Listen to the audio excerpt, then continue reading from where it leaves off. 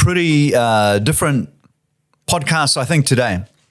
And you're really sitting in listening to me talking to myself and doing it on the basis that I need to learn these lessons. I need to remind myself and I need to make some changes. And on the basis, I think, as I look around, other people may wish to do the same. So I'm looking at change. And obviously change is, what do I want to achieve? What am I doing now? What's the difference? Where do I want to be? What serves me well? What benefits me? What benefits the people that are important to me, whether it is the people you love or it's your clients. Maybe you love your clients also, or your business or your structure. So let's start at the top and we'll talk about change and we'll say there's internal change and external change. Internal change I can control. It's what I do. It's the decisions I make around them and being conscious of those decisions. External change is the market, or factors that are outside of your control. Now, either way, there's a gravitational pull to us to stay with what's familiar. That's why it's so hard to change. That's why even when the external changes, we resist changing with it. We're really slow. We've done that in the market. When the market came down, the real estate market, and it's come down dramatically, even as a business with a dozen or half a dozen offices, we were slow to change. We held and held and held. We actually held with what was familiar. I won't do that again. Have a change like that again, I will move with the market as fast as the market, dramatically, because it was a dramatic move. So external ones I had no control, but then we stayed on the familiar. It's crazy when I look at that and think about that now. Internal is what I do. Does it serve me? Does it serve the people I love? Does it serve my business? Does it serve my community with maybe charity auctions or fundraising for leukemia, blood cancer? What am I doing that's right or wrong? Now, most of it's running on autopilot. So here's the steps to make the change, just in my mind. And obviously with everything I've looked at and studied at, because none of this stuff was just natural to me. I've had to learn it. First one, if you want to write this down, or certainly not if you're driving, but if you want to write this down. First one is attention. Pay attention to what we are actually doing. Pay attention to what we're actually doing. Stop, observe, and have a critical eye on, if it's work, your processes, your tasks, your systems. Is it taking you towards your priority, towards your goal? Is there a distraction in there? Is there nonsense in it that's somehow crept into it? And with one of the teams, I was working through just something as simple as what we were last time talking about as a marketing calendar, or the agents will talk about that. It is actually a campaign schedule. It's not a marketing calendar because it has more than marketing on it, but it's a campaign schedule. Then as we took a critical look at that, we really changed it around a lot. And I'll bet you that calendar that we started with was exactly the same as every other agent's had out there for the last 20 years. But we now looked at each activity, the terminology around it, the steps and the tasks, and we put it under a magnifying glass and went, geez, that makes no sense at all. Like, that's nuts. Let's do it this way. And we've actually made some big changes. And I think they're going to be create a great efficiency in our sales business with teams that adopt it. And I'm selling now. So I will be adopting it along with my sales partner, Anya. So we will model that and demonstrate that as we go. So first one is you pay attention to what you're doing. If it's your personal behavior, stop and look, like the man in the mirror. Have a look at how you're doing things. Is it serving people? And over time, things change. I'm ex-army, and that's given me a lot of discipline and a lot of structure. Sometimes that's a really bad trait in me, that I'm still in the army. And my granddaughters, they don't want to be in the army. They never wanted to be soldiers.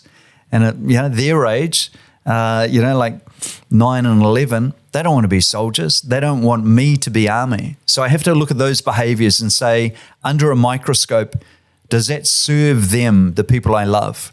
And you'll expand that to partners and the people you love the most. So you're doing the right thing for them. So now we've gone attention, we've paid attention to it. Next thing is intention. So what is your intention? What do I actually want out of this? So out of business, I want it to be hugely successful. I want it to be streamlined. I don't want it to absorb all aspects of life. And I want to have no waste in the system. The crap that agents do that doesn't make a difference, I'm not doing that crap. But the critical things, I'll do them. And the way I'll do them will be hugely efficient. Hugely efficient. So we now take that and we design exactly what we want. So business, it'll be the workflow, it'll be the structure, it'll be clarity around the outcome. And is this the right task to achieve that outcome? For the girls and love, it really is, how do I serve that person? How do I serve those girls? What do they need from me? Because I know if I give them what they need, I'll be so happy. And that's what I'm clearly after, and in a selfish way. So I look at my behaviors and go, what's my intention? What's the level of love and happiness we're aiming for? What's the memories that these little girls like Shayla, Sophie, and Kira are going to have growing up of their papa? Because I only get one chance and it's happening now. So what's the intention I want around that? How would they describe that? And am I doing it the best I can? And what do I need to change immediately? And the girls are over this coming weekend, so I better sort my shit out and get it done pretty quick. So pay attention and then have the intention.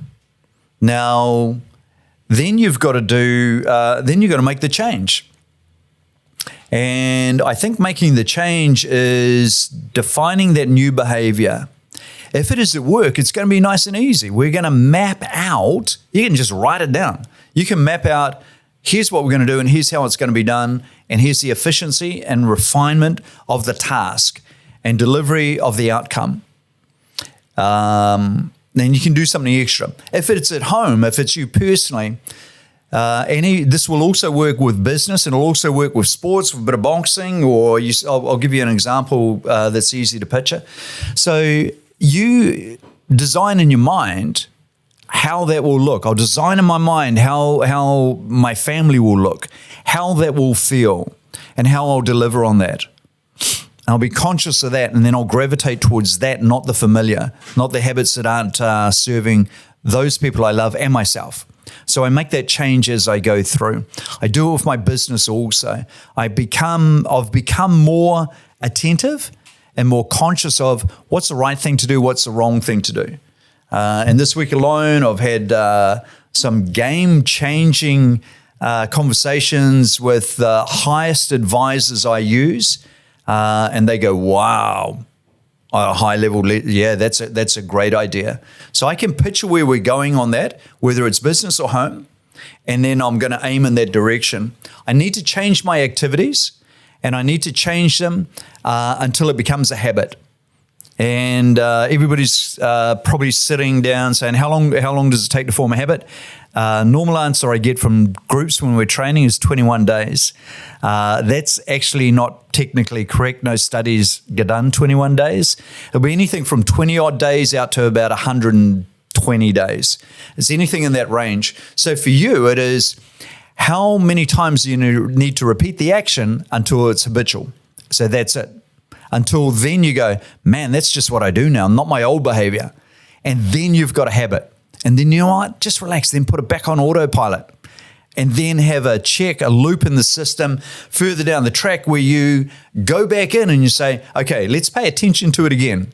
Can I refine it and give more love? Can I refine it and give a better business outcome for my clients? So you're having a look through that. And then along the way, for me personally, I still want to just enjoy my style and do it the way I do it, you know. And I've enjoyed recently having the criticism and the feedback of, man, is that guy a bit crazy? Is that guy a bit weird? You know, could he get a haircut? Do you know what? I won't say it, but you can imagine what I'm thinking. You know what? Because I'll do it my way and I'll enjoy it because it's my life and it's about my business, my clients, and most importantly about my family and the people I love. So I'll do it my way, but I'll pay attention to make sure I'm serving people. So there you go. Thank you for listening in. That was me talking to myself. And I hope there's something in there that serves you too. Thank you. Ciao.